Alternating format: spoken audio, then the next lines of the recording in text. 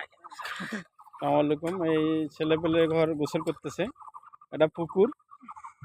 পুকুরের পানিগুলো অনেক স্বচ্ছ। কত পানি কতটুকু আছে এখানে?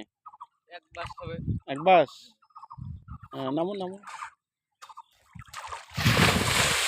দেখতে পাচ্ছেন ভিউয়ার্স, কি সুন্দর লাফ দিয়ে গোসল করতেছে, সাঁতার কাটতেছে।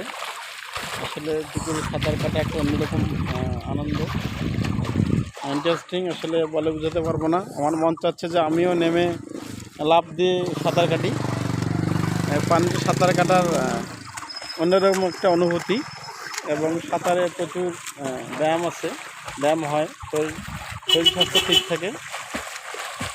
ঠিক থাকে, তো এই মৌসুমে কিন্তু প্রতিটা পুকুরেই পানি একবারে ভরাট, উপচে পড়া পানি।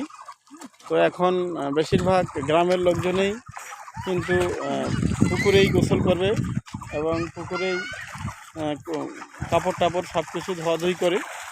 তো আসলে এই অন্যরকম অনুভূতি একটা, পরিবেশটা খুব সুন্দর।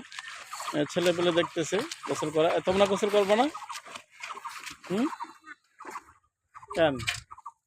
এই যে পার্শ্বতে ঈদগাহ ময়দান, খুব সুন্দর একটা ময়দান। এখানে প্রতি বছর ঈদের নামাজ পড়ানো হয়। হ্যাঁ,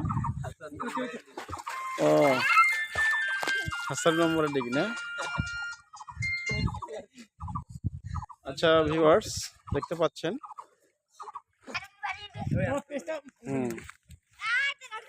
এই যে সামুদ্রিক ভিউয়ার্স, কি সুন্দর গোসল করতেছে সবাই। তো সম্মত ভিউয়ার্স, অনেক ছেলে পেলে গোসল করতেছে, কি সুন্দর একটা পরিবেশ। আসলে এরকম পরিবেশ সব সময় চোখে পড়ে না।